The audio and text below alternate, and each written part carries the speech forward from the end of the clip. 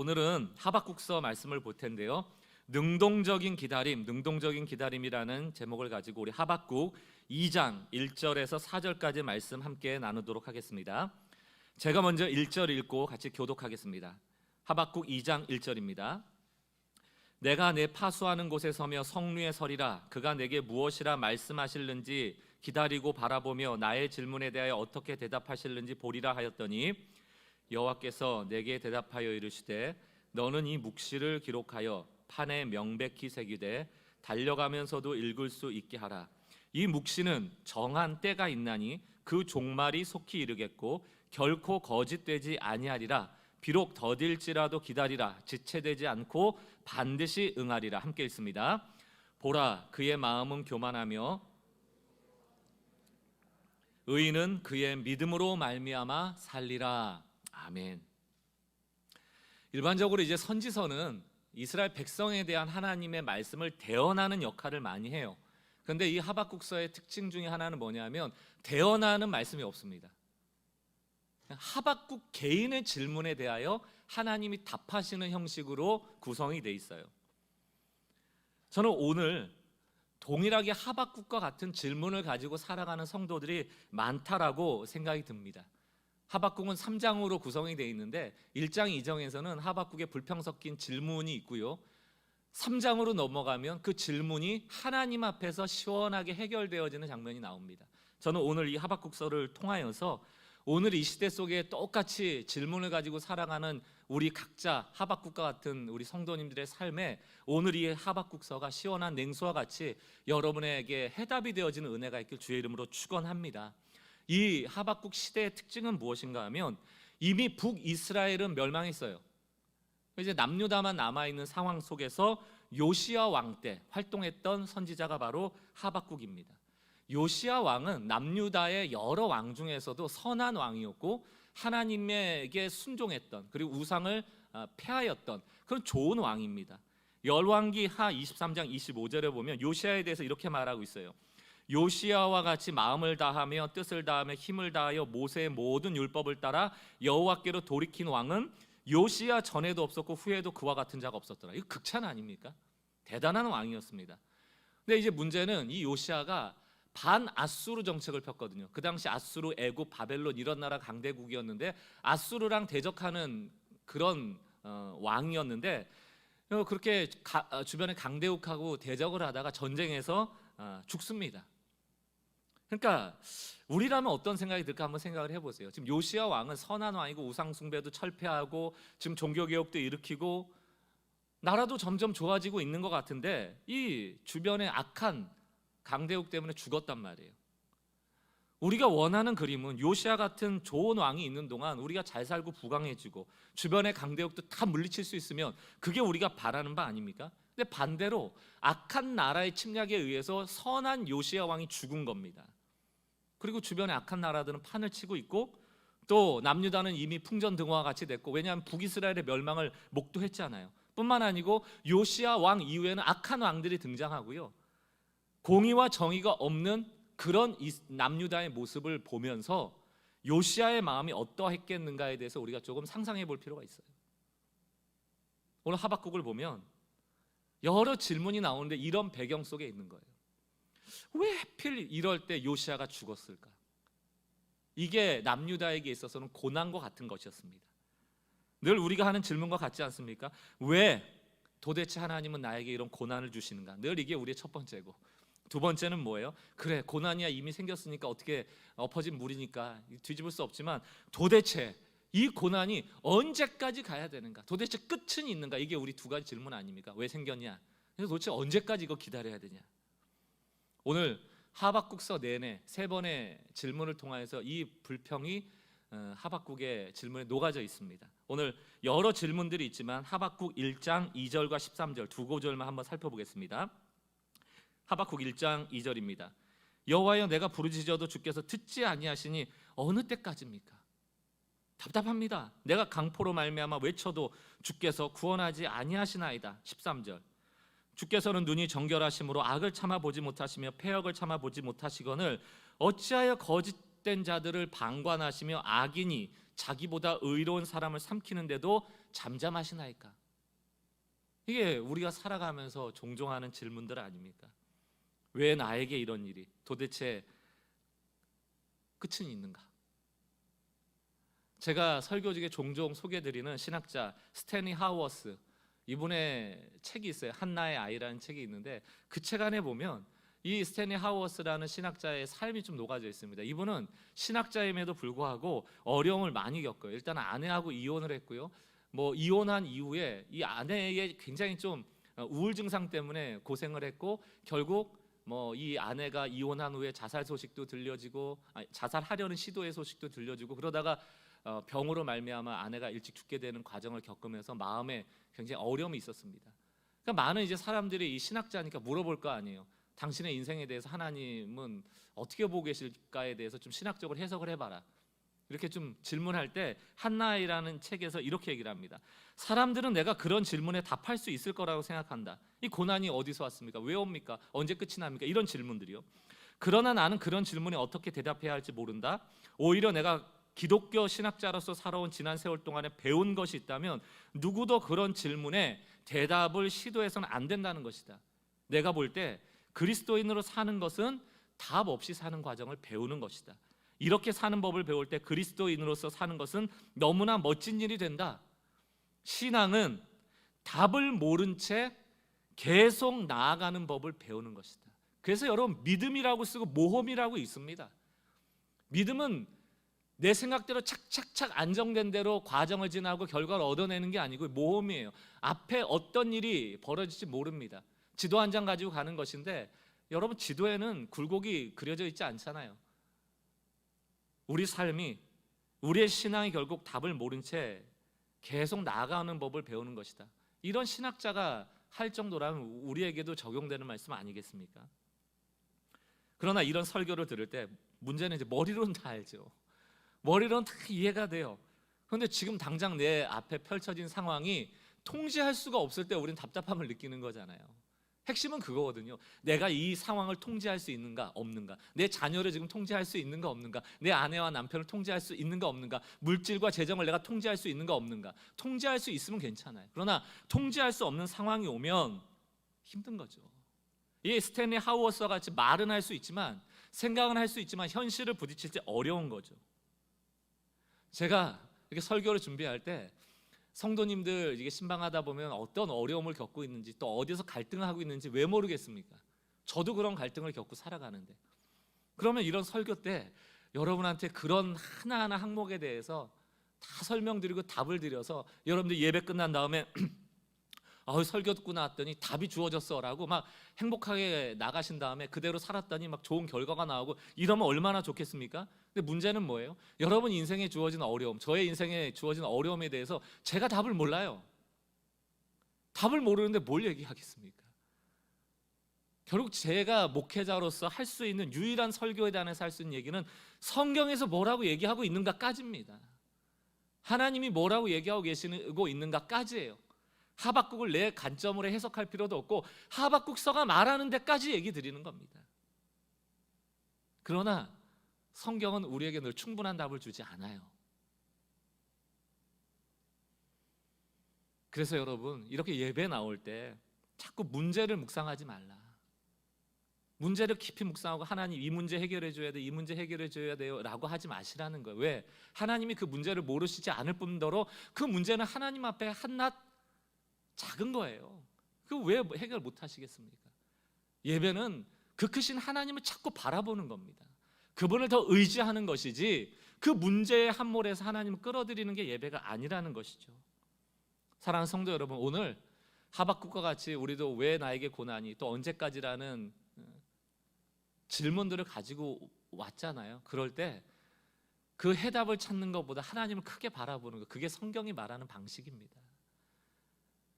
양궁 선수들 이번에 올림픽 때 그 금메달 따는 거 보고 환호하신 분들 많이 계실 줄 압니다. 여러분, 많은 양궁 선수들이요, 좋은 날씨에는 거의 다 9점 10점에 다 맞춘대요. 실력 차이가 안 난답니다. 근데 언제 실력 차이가 나요? 바람 불 때, 비 올 때. 그때 양궁 선수들이 선택해야 될 게 바로 오조준입니다. 오조준. 관역 중간에 조준을 하는 게 아니고 바람이 이쪽에서 불어오면 화살을 이쪽에다 쏴서 가는 중간에 바람을 타고 관역에 갈 수 있도록 오조준하는 거예요. 오조준을 할 때 양궁 선수들이 얼마나 많은 갈등을 겪는지 모른대요. 과연 이게 오조준인데 관역에 맞을까? 그래서 끊임없이 바람이 불 때, 비 올 때 그 비를 맞으면서 연습을 하는 겁니다. 그러면서 시합 경기장에 가서 바람이 불 때 나를 믿고 내가 연습했던 걸 믿고 과감하게 오조준해서 쏘는 거예요. 그럼 바람을 타고 가서 관역에 맞는 겁니다. 이 얘기를 왜 드리는가? 여러분, 믿는 사람이라는 성도의 삶은 세상 사람들이 봤을 때는 왜 저기다 쏘지 하는 삶이라는 겁니다. 우리가 말씀대로 하나님을 바라보면서 살아가는 삶을 보면서 세상 사람들 이럴 수 있어요. 관역이 틀렸어. 그렇게 살면 안 돼. 이렇게 방법을 찾아 써야지. 관역에 정확히 맞춰야지라고 할 때 아닙니다. 우리는 이 환난 속에서 오조준을 하겠습니다. 하나님을 믿고. 지금 여러분, 신앙이라는 건 연어의 삶이라는 건 아니에요. 거슬러 올라가는 것 아닙니까? 세상을 거슬러 가는 것 아닙니까? 그런 삶을 한번 하기 원하는 것이 바로 믿음의 삶이 아닙니까? 여러분들이 만나는 고난, 그것에 정답이 있다면 얼마나 좋겠습니까? 그러나 오늘도 하나님께서는 나를 믿으라 라고 하면서 나를 더 크게 보라, 여기까지예요. 오늘 하박국도 거기까지입니다. 여러분의 돈 문제에 대한 답이 없어요. 여러분 자녀 문제에 대한 답이 없습니다. 여러분 사업 문제에 대한 답 없어요. 내가 왜 이런 어려운 암이 걸렸을까? 거기에 대한 해석이 없어요. 없습니다. 하나님 믿으라는 거예요. 오늘 하박국이 이 위기의 순간들을 이겨나갔던 것처럼 우리도 이것을 좀 나의 삶을, 위기를, 또 나의 환경을 극복해 나갈 수 있는 그런 성도들 되셨으면 좋겠고요. 우리가 이러한 바른 신앙을 살아가도록 하는 데 있어서 좀 세 가지의 질문을 가지고 오늘 말씀을 나누고자 합니다. 여러분들에게 이 세 가지의 질문이 여러분 삶의 중요한 질문이 되어지시길 바라고요. 늘 한 주간을 살아가면서 이 질문하며 살아갔으면 좋겠습니다. 첫 번째 질문은 무엇인가 하면, 나에게는 날마다 묵시가 있는가? 묵시에 대한 경고가 있는가? 이걸 질문하셔야 돼요. 하박국 1장 1절에 보면 선지자 하박국이 묵시로 받은 경고라. 여러분, 우리 인생의 최악의 상황은 묵시가 사라지는 거예요. 우리에게 늘 소망은 하나님의 묵시가 있는 겁니다. 여러분, 묵시라는 단어는 다르게 바꿨으면 말씀이라는 단어로 바꿨을 수 있어요. 혹은 계시, 혹은 비전, 이런 단어로 쓸 수 있습니다. 다 공통된 게 뭐냐면 하나님은 우리에게 보여주고 싶은 게 있다는 거예요. 보여주고 싶은 게 있다, 우리에게. 그게 묵시고 계시고 말씀이고 비전입니다. 하나님은 우리에게 감추지 않고 보여주고 싶은 게 있다는 겁니다. 그런데 그 보여주고 싶은 게 늘 우리에게 위로고 좋은 거고 내가 바라는 거고 내가 원하는 것만이 아니고, 묵시로 받은 경고라 할 때 이 경고는 부담이라는 뜻입니다. 짐이라는 뜻이에요. 때로는 우리에게 들려지는 하나님의 말씀이 짐이 되고 부담이 되는 묵시가 있다는 거예요. 여러분, 요즘 하나님의 말씀이 여러분에게 있습니까? 하나님이 보여주고 싶은 거를 보신 적이 있어요? 그리고 그것이 나에게 부담이 되어서 내가 이대로 살면 안 되겠다, 하나님의 뜻대로 순종해야지라는 그런 부담이 나의 삶으로 연결된 경험이 있으십니까? 하나님이 보여주심이 없이 우리는 결코 살아갈 수 없다. 하박국이 왜 소망인가? 이 하박국이 있으므로 왜 남유다는 여전히 소망이 있는가? 하나님이 묵시기를 그래도 보여주시니까요. 우리의 인생에 모든 시작은 하나님의 인도하심은 묵시로부터 시작된다. 그리고 이 묵시가 나에게 부담이 되고 좋은 의미에서 짐이 될 때 그것이 삶으로 실천되어지게 되어 있어요. 그러나 이 묵시가 사라져버리면 우리의 삶은 무너지게 됩니다. 하나님은 우리에게요, 예수 믿을 때 처음부터 이런 A4 용지에다가 빼곡하게 여러분의 인생에 대한 청사진을 써주질 않아요. 너가 예수 믿은 다음에 다음 날은 무슨 일이 일어나고 몇 년 후에 뭐가 일어나고 그 다음에 뭐가 일어나고 이런 어려움이 올 텐데 이게 어떻게 해결될 거고 그 다음에 뭐가 오고. 여러분, 이런 계약서 가지신 분 계세요? 예수 믿을 때? 없어요? 아무도 없습니다. 우리가 받은 종이는 어떤 종이냐면 나는 널 사랑한다, 하나님 백, 끝. 그 종이를 다 받고 사시는 거예요. 내가 널 사랑한다, 누가 썼어요? 하나님 하고 하나님 사인해 주신 거예요. 그게 다예요. 왜 그럴까요? 사랑하는 내가 너에게 날마다 보여줄 테니 내가 보여주고자 하는 거에 관심 가져라. 그리고 날마다 인도함 받으라는 거예요. 계약서 가지고 살아가는 게 아니고 우린 날마다 하나님 만나서 살아가는 거거든요. 아브라함을 보십시오. 히브리서 11장 8절 뭐라고 평가합니까? 믿음으로 아브라함은 부르심을 받았을 때 순종하여 장래의 기업으로 받을 땅에 나갈 때 갈 바를 알지 못했다. 청사진이 없어요. 어디로 가라는 겁니까? 이게 무슨 얘기죠? 갈 바를 알지 못하고 어떻게 가죠? 그건 한 걸음 뗄 때마다, 하루를 지나갈 때마다 하나님이 보여주시는 만큼 가라는 뜻입니다. 그러려면, 보여주시는 만큼 따라가려면 우리가 해야 될 일은 뭡니까? 늘 기도해야 될 게 뭡니까? 하나님, 나에게 묵시를 주십시오. 나에게 계시를 주십시오. 나에게 말씀을 주십시오. 내가 하나님이 어디를 보시는지에 대한 관심을 주십시오. 문제는 뭡니까? 근데 우린 관심이 없어요. 날마다 인도함 받는 거엔 관심이 없고 늘 기도는 뭡니까? 청사진 내놓으라는 것 아닙니까? 청사진 내놓으라고. 내 미래가 어떻게 되냐? 내 자식의 미래가 어떻게 되냐? 나 잘 되냐 망하냐? 결론부터 말하라는 것 아니에요. 이 얘기는 뭡니까? 날마다 인도함 받기는 귀찮다. 결론만 얘기하시라. 이렇게 우리가 하나님을 대할 때가 얼마나 많습니까? 그러나 하나님은 매 순간 하나님의 음성에 귀 기울이고 순종하기를 요구하세요. 잠언 29장 18절 말씀, 이거 굉장히 중요한 말씀입니다. 여러분 잘 아시는 말씀일 겁니다. 우리 같이 한 목소리 읽어보겠습니다. 시작. 묵시가 없으면 백성이 방자에 행하거니와 율법을 지키는 자는 복이 있느니라.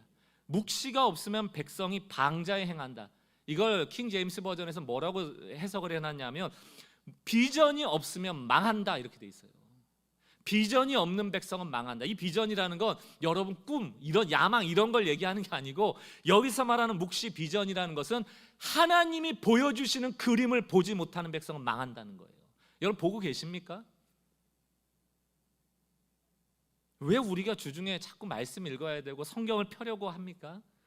그 성경을 읽는 동안 우리에게 깨닫게 하시고 보여주시는 계시가 있단 말이에요.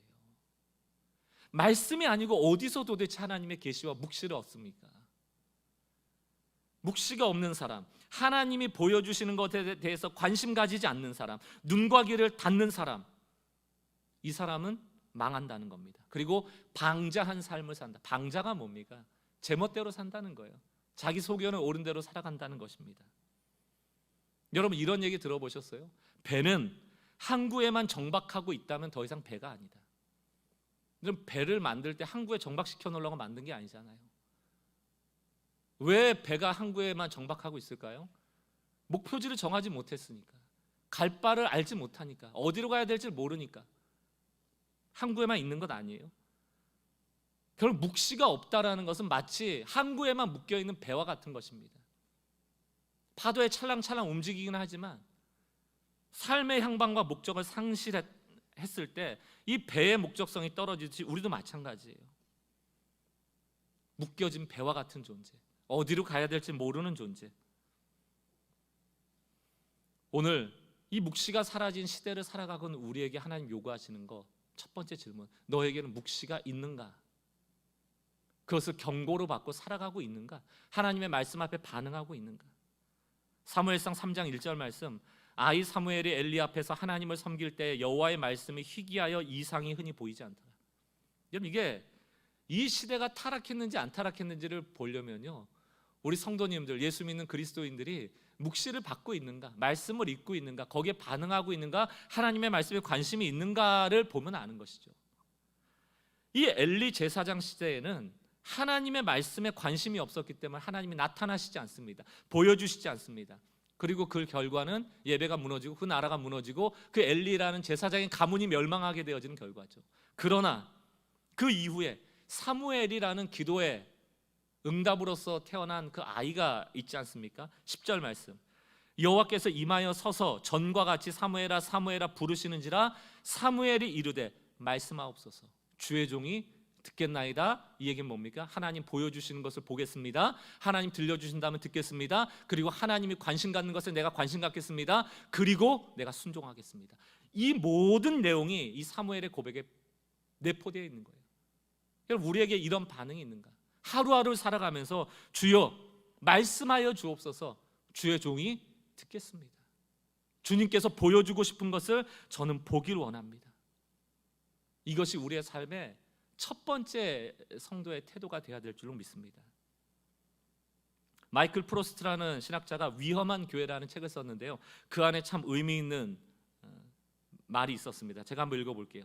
이 세상에 있으나 이 세상에 속하지 않은 것, 이게 그리스도인 아니에요? 하늘에서 시민권을 가지고 살아가는, 이 세상에 발을 딛고 살아가지만 우리의 신분은, 우리의 소속은, 우리의 정체성은 천국 백성이라는 것 아닙니까? 이 두 가지의 정체성을 가지고 살아간다는 의미는 뭔가, 많은 사람이 찾지 않는 길로 걸어가는데 지속적으로 헌신하는 거다.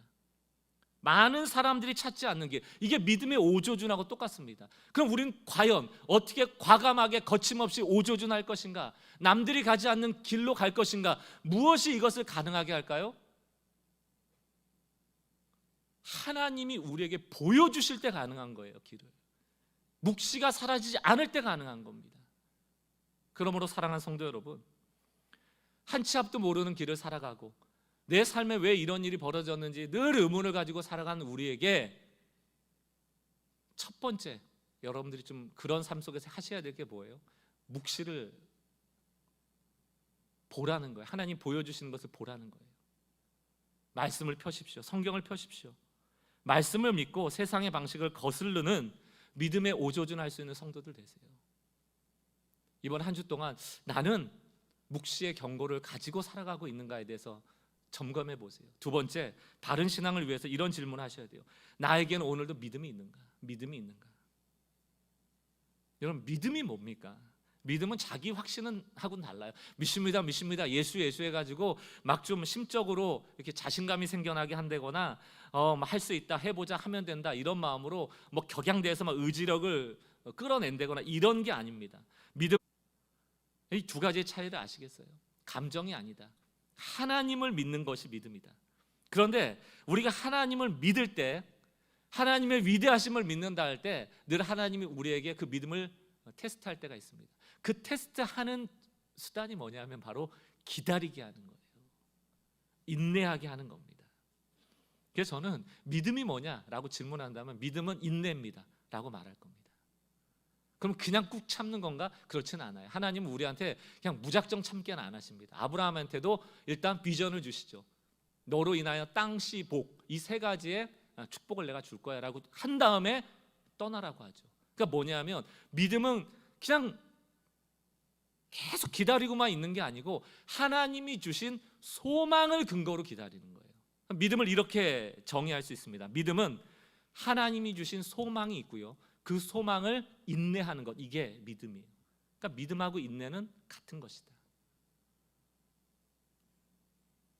하박국에게 왜 이런 일이, 또 언제까지라는 질문을 할 때 하나님이 대답하시는 건 두 가지예요. 하나는 인내해라, 하나님은 날 믿어라. 두 가지거든요. 오늘 이 자리에 똑같은 질문을 하고 계신 분에게도 하나님은 똑같이 답하십니다. 사랑하는 김 집사, 박 목사, 박 장로, 이 장로, 힘들지? 두 가지 말해줄게. 첫 번째, 인내하라. 두 번째, 날 믿어라. 그게 하박국의 전부입니다. 하박국 2장 3절, 이 묵시는, 하나님이 하신 이 말씀은 정한 때가 있나니 그 종말이 속히 이르겠고 결코 거짓되지 아니하리라. 무슨 얘기입니까? 그 끝이 반드시 온다. 거짓말은 아니다. 비록 너한테 더디게 느껴질지라도 기다리라.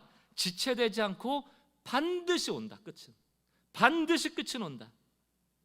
여러분, 하나님의 묵시를 듣지 않아요? 말씀을 듣지 않아요? 그러면 우리에게 나오는 반응이 뭐냐면 바로 순종은 안 나와요. 늘 갈등이 나옵니다. 이거 해도 되나? 이거 과연 믿어도 되나? 이게 과연 될까? 왜? 오늘 말씀을 보세요. 정한 때가 있고 종말이 있는데 속히 오겠다. 지체되지 않고 반드시 응하리라. 이게 언제라는 확실한 시간이 있습니까? 이것처럼 모호한 게 어디 있어요? 거기에다가 우리는 어떤 생각이 드냐면, 은혜 받고요, 눈물 쏟고요, 또 하나님이 기도 중에 응답해 주시고 괜찮아, 내가 도울 거야, 너를, 이거 잘 될 거야, 이렇게 음성을 들으면요, 다음 날로 이 문제가 해결되리라 생각을 해요. 그래서 많은 분들이 실망하는 거 아니에요? 분명 음성을 들었는데, 나 어제 기도하는 중에 하나님이 이거 해결될 거란 마음을 주셨는데 하루, 이틀, 3일, 4일이 지나도 해결이 안 되는 거예요. 그럴 때 우리가 답답함을 호소하는 것 아닙니까? 그리고 신앙을 잃어버리는 것 아닙니까?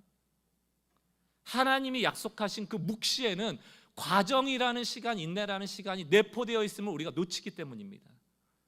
하나님께서는 우리를 인도하실 때 인내를 요구하세요. 우리의 신앙이 발효되기 원합니다. 발효, 점점 부푸는 거 있잖아요. 예수님이 이 땅에 오셔가지고 인생의 유력한 사람들 뽑아서 제자 삼지 않습니다. 부족한 사람들을 뽑아요. 왜 그럴까요? 그 사람들은 다 발효가 필요한 사람들이에요. 발효, 그게 뭡니까? 성장하는 사람들을 뽑는다고요. 성숙하는 과정을 참아낼 수 있는 사람들을 뽑는다고요. 왜 그럴까요? 우리 신앙에서요, 인내하는 과정을 통하여 성화되는 것이 너무 중요하기 때문이에요. 우리는 이루어질 결과나 업적이나 성취를 중요하게 여기지만 하나님은 여러분 한 사람 한 사람을 중요하게 여겨요. 여러분 한 사람이 인내를 배우기를 원하세요. 부푸는 발효하는 신앙인들이 되기를 원하세요. 그럼 여러분 인내한 끝에는 뭐가 기다릴까요? 여러분들이 원하는 게 드디어 얻어진다? 하나님의 관심은 거기에 있지 않습니다. 여러분 자신에게 있는데요. 우리는 고난과 시련을 통해서 오래 참음과 인내를 배우게 되고 그 인내를 통하여 우리의 성품의 변화가 일어나요. 내적으로는 강해지고 외적으로는 부드러워지는 거죠. 그것을 성경에서는 온유라고 말합니다. 하나님은 우리가 온유해지길 원하세요. 온유는 야생마를 길들이는 힘이다라고 보통 표현을 합니다. 준마, 좋은 말들의 특징은 그런 거래요. 하루 종일 물을 안 주고요, 갈증을 타도록 말을 만들어낸 다음에 연못 같은 데 데려가서요 세워놓는대요. 물을 마시려고 그러면 그때 호루라기 휙 불어서 다시 오라고. 그럼 물 먹다 말고 오는 말이 준마예요. 그게 바로 온유한 말이란 뜻입니다. 타는 목마름으로 물을 마시려고 하다가도 주인이 오라 하면 바로 돌아가는 거. 그게 온유예요. 온유는 온순한 게 아닙니다. 기질적으로 그냥 이렇게 온순한 모습을 말하는 게 아니고 온유는 굉장히 강한 힘을 가지고 있어요. 하나님의 인내를 통하여 우리를 그렇게 만들어가기를 원하시는 거예요. 여러분 이용해서 하나님 업적 내고 성취를 내고 좋은 결과물 내려는 게 아니고 우리를 다루어 가기를 원하세요. 시편 37편 10절, 잠시 후에는 악인이 없어지리니, 이 악인이라는 것을 여러분의 고난의 문제로 놓고 한번 적용을 해보세요. 잠시 후에는 악인이 없어지리니 내가 그것을 자세히 살필지라도 없어지리라. 이거 누가 해결해 주시는 거예요? 하나님이 해결해 주시는 거예요. 그러나 온유한 자들은, 하나님의 관심은 어디 있습니까? 그 문제의 해결은 당연히 일어나는 거예요. 하나님이 해결해 주실 겁니다. 그럼 하나님의 관심은 어디 있습니까? 그 과정을 통하여 우리가 내적인 성품을 기르는 것. 온유한 자들은 땅을 차지하며 풍성한 화평으로 즐거워하리로다. 그 악인의 땅을 누가 차지하게 돼요? 힘센 사람? 전쟁도 잘한 사람? 아니에요. 온유한 사람이에요. 여러분 우리 악한 사람 욕은 많이 하지만 온유해지지 않고 우리가 인내를 통하여 발효된 신앙을 갖지 않으면 우리도 그 땅을 차지할 수 없어요. 이게 신앙입니다. 우리는 악인 막 손가락질하고 저 인간들만 없어지면 우리가 그 땅 차지할 것 같지요. 하나님은 하나님의 일을 하시되 그 악인을 몰아내시고 대응하시되 우리에게는 온유할 수 있도록 인내하도록 요구하시는 겁니다. 하박국 2장 4절을 보세요. 보라, 그의 마음은 교만하여 그 속에서 정직하지 못하나 의인은 그의 믿음으로 말미암아 살리라. 이게 무슨 뜻일까요? 의인은 믿음으로 말미암아 살리라. 이거 우리 많이 들었어요. 이신칭의, 행위로 구원받는 게 아니고 우리가 믿음으로 구원받는다. 그것도 로마서의 말씀에 근거하여 해석이 맞지만 오늘 하박국서에서는 이 의인은 믿음으로 말미암아 산다는 게 뭡니까? 이 믿음이 뭐예요? 인내라고 말씀드렸잖아요. 하나님이 종말, 다시 말하면 정한 때를 반드시 주실 거다. 그분은 약속을 지키는 신실한 분이심을 믿는 사람. 이걸 다시 설명해 볼게요, 여러분. 믿음이라는 단어는 신실함이라는 단어랑 같은데요. 이 하박국에서는 어떻게 해석할 수 있냐면 하나님은 반드시 약속을 지키시는 신실한 하나님이심에 대한 나의 신실한 반응을 말하는 거예요. 하나님은 거짓이 없어요. 절대로 약속을 지키시는 분이에요. 그러나 우리는 어때요? 우리는 신실하지 않아요. 우리 손바닥 뒤집어지듯이 말을 바꾸는 사람들이에요. 그러므로 여기서 믿음을 가지라는 얘기는 뭡니까? 하나님은 바뀌지 않는 신실한 분인데 그 신실한 분이 마지막에 반드시 끝이 있을 거야라는 이 말을 내가 어떻게 믿는다? 신실하게 믿는 거예요. 신실하게. 그러나 여러분, 우리가 신실하게 믿을 수 있어요? 하나님만 신실하거든요. 디모데후서 2장 13절을 보세요. 우리는 미쁨이 없을지라도, 이 미쁘다는 게 뭡니까? 똑같은 단어, 에무나, 피스티스, 이게 믿음이란 단어거든요. 신실함이란 단어거든요. 우리는 신실함이 없어요. 그러나 주는 항상 신실하시니 자기를 부인하실 수 없다. 하나님은 뱉은 말을 반드시 지킨다. 그것에 대해서 여러분 신실하게 반응하는 것, 그게 믿음이에요. 이렇게 표현해 볼게요. 하나님을 믿어드리는 겁니다. 안 믿어지는데 그게 믿음이에요. 그리고 인내의 시간을 발효의 과정으로 믿고 기다리는 것이죠. 아브라함에게 창세기 15장 6절에서 아브라함이 여호와를 믿으니 여호와께서 이를 그의 의로 여기시고, 아브라함이 여호와를 믿었대요. 땅 주시고 복 주시고 자기의 자손을 주기로 한 걸 다 믿었대요. 과연 믿었습니까? 안 믿었어요. 오래 기다려도 자녀가 없으니까요. 왜 안 주시냐고, 언제까지 기다려야 되냐고 똑같은 질문하거든요. 하나님은 너무 크신 분이기 때문에 우리가 다 이해할 수도 없고 개념적으로 동의할 수도 없어요. 그래서 믿음이 필요한 겁니다. 그래서 믿음을 요구하는 겁니다. 사랑하는 성도 여러분, 우리는 손바닥 뒤집듯이 신실하지 못한 존재이기 때문에 영적인 오뚜기가 되셔야 돼요. 또 넘어지지만 다시 한번 말씀을 통하여 일어서셔서 하나님의 신실하심에 대해서 신실하게 대응할 수 있는 그런 믿음의 사람 되도록 날마다 일어서셔야 됩니다. 히브리서 10장 36절, 너희에게 인내가 필요함은 너희가 하나님의 뜻을 행한 후에 약속하신 것을 받기 위함이라. 인내가 필요하다. 37절, 잠시 잠깐 오면 오실리가, 오시리니, 이건 신실한 거죠. 반드시 오실 겁니다. 지체하지 아니시리라. 38절, 나의 의인은 믿음으로 말미암아 살리라. 여러분, 지체하지 않고 오시겠다고 했는데 2000년 역사 속에 오지 않으셨습니다. 하나님에게는 잠깐 잠시일지 몰라도 우리에게는 인내로 기다려야 되는 시간이에요. 무엇을 가지고? 믿음을 가지고. 하나님은 신실하시니까, 거짓이 없으시니까. 나의 의인은 믿음으로 말미암아 살리라. 또한 뒤로 물러가면 내 마음이 그를 기뻐하지 아니하리라 하셨느니라. 39절, 우리는 뒤로 물러가 멸망할 자가 아니요 오직 영혼을 구원함에 이르는 믿음을 가진 자라. 이 믿음이 뭡니까? 하나님은 신실하시다, 이것을 인정하는 거예요. 그러므로 나도 이 믿음에 대해서는 신실하게 살아가겠다라는 영적인 오뚜기가 되겠다는 결단, 이것이 믿음인 것이죠. 여러분에게 믿음이 있습니까? 첫 번째, 묵시가 있는가? 두 번째, 믿음이 있는가? 마지막 세 번째입니다. 나에게는 찬양이 있는가? 어떤 상황 속에서 내가 찬양하고 있는가? 끊임없이 불평불만을 쏟아놓던 하박국이 어느 순간 갑자기요, 모두가 바뀌어요. 왜 이러냐고 질문하다가 우리가 잘 아는 위대한 고백이 나옵니다. 하박국 3장 17절, 비록 무화과 나무가 무성하지 못하며 포도나무 열매가 없으며 감람나무 소출이 없으며 밭에 먹을 것이 없으며 우리의 외양간이 없으며 외양간에 소가 없을지라도, 여러분, 없고 한 현실이 우리를 늘 어렵게 했잖아요. 그래서 하박국이 불평했잖아요. 왜 요시야 왕이 없습니까? 그리고 왜 저런 악한 나라들은 있습니까? 불평했잖아요. 그런데 없고 한데 18절 뭐가 결론입니까? 그럼에도 불구하고 나는 여호와로 말미암아 즐거워하며 나의 구원의 하나님으로 말미암아 기뻐하리로다. 도대체 뭐가 이렇게 이 하박국을 손바닥 뒤집듯이 바꿔놨을까? 믿음 없음에서 믿음 있음으로 바꿔놨을까? 하박국 2장 20절, 오직 여호와는 그 성전에 계시니 온 땅은 그 앞에서 잠잠할지라 하시니라. 하나님이 2장까지 하박국의 질문을 쭉 받다가 맨 마지막 절, 2장 20절 맨 마지막 절에 뭐라고 얘기합니까? 내가 성전에 있어. 내가 이 남유다 예루살렘을 다스리고 있어. 내가 성전에 계시니. 오늘 여러분, 수많은 불평과 불만을 가지고 하나님 앞에 나오셨을 때 주님이 이 성소에서 예배드리는 곳에서 우리에게 뭐라고 얘기합니까? 잠잠하라.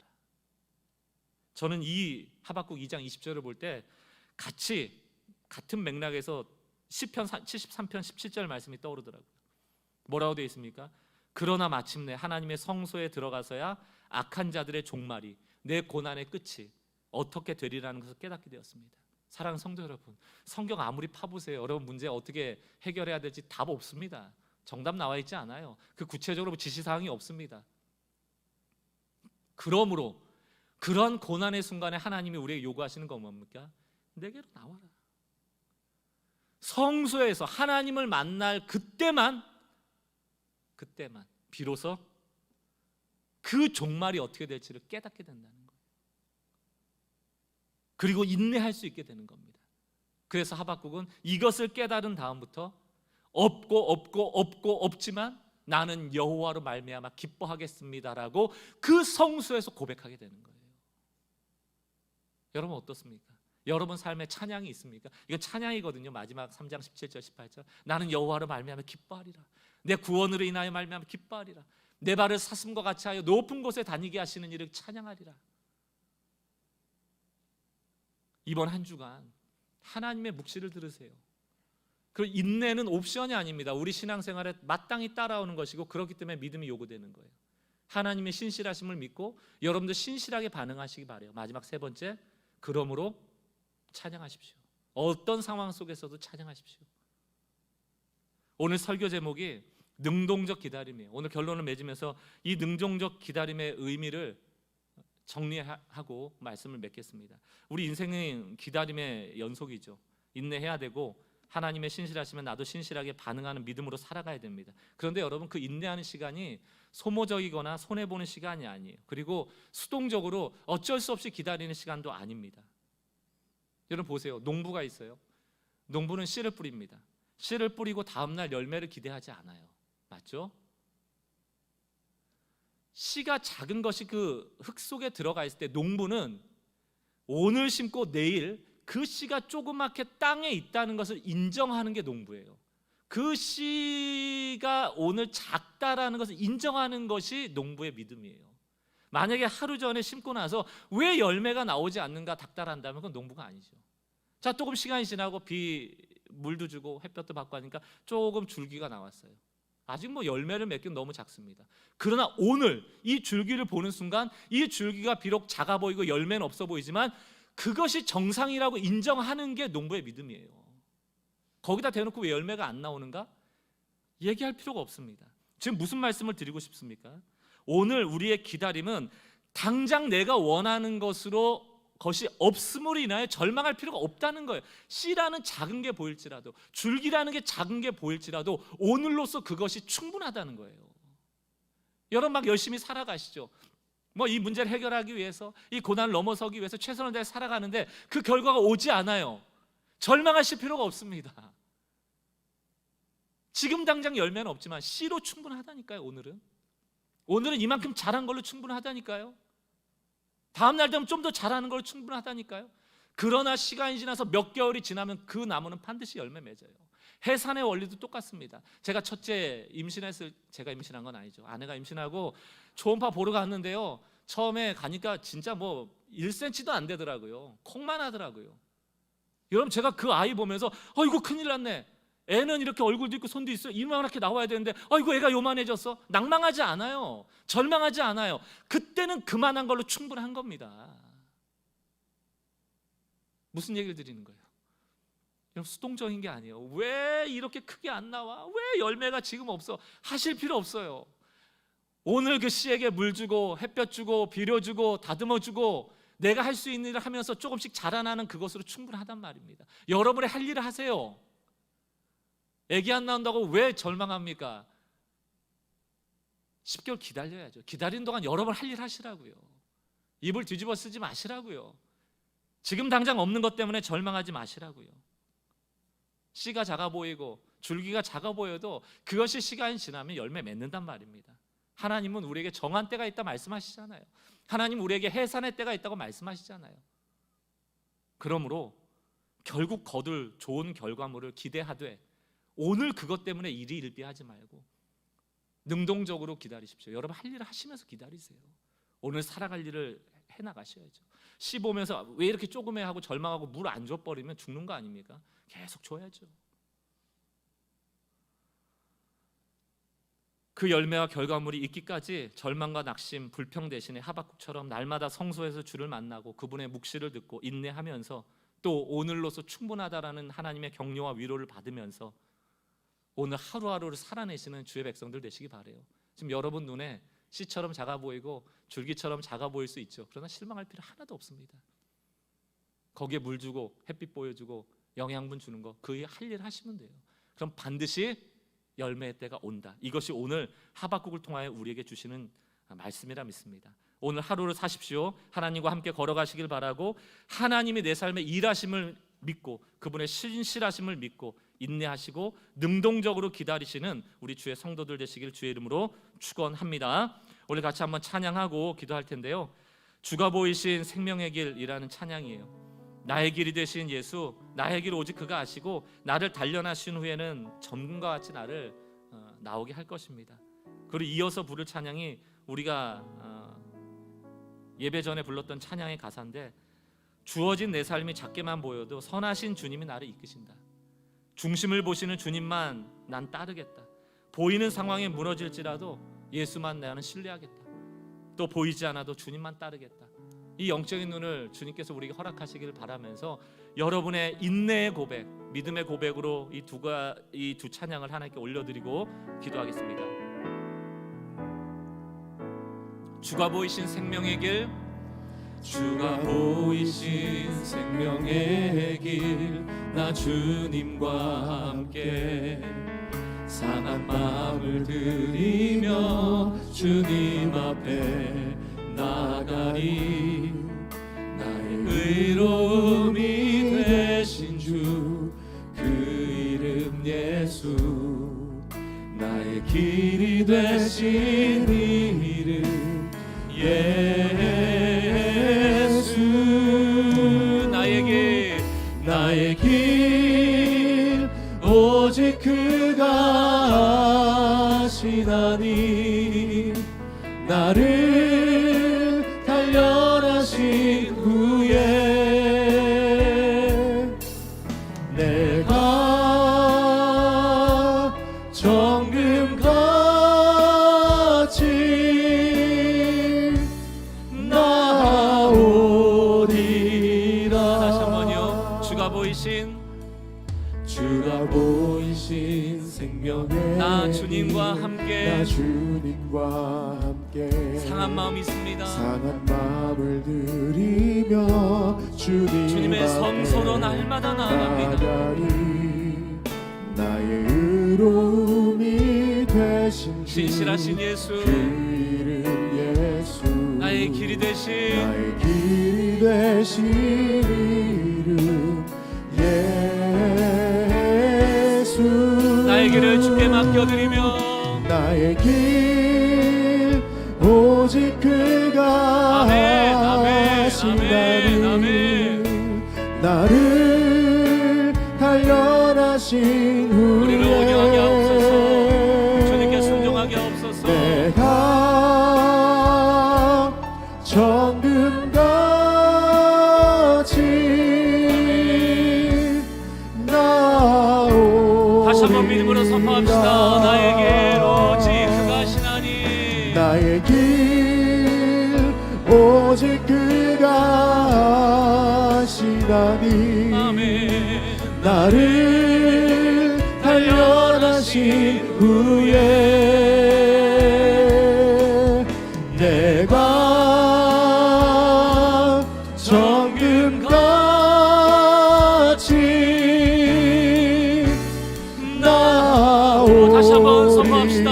나의 길 오직 그가 하시나니, 나의 길 오직 그가 하시나니, 나를 단련하신 후에 내가 정금같이 나오리라. 주어진 내 삶이 작게만 보여도 선하신 주 나를 이끄심 보내. 중심을 보시는 주님만 따르네. 날 택하신 주만 의지해. 보이지 상황에 무너질지라도 예수 능력이 나를 붙드네. 보이지 않아도 주님만 따르네. 내 평생 주님을 노래하리라. 다시 한번 고백합시다. 주어진 내 삶이 작게만 보여도, 주어진 내 삶이 작게만 보여도 선하신 주님의 손 안에 있습니다. 주 나를 이끄신 아멘. 곳에 중심을 보시는 주님만 따르네. 날 택하신 주만 의지해. 보이는 상황에 무너지기 쉽습니다. 보이는 상황에 무너질지라도 예수 능력이 나를 붙드네. 보이지 않아도 주님만 따르네. 내 평생 주님을 노래하리라.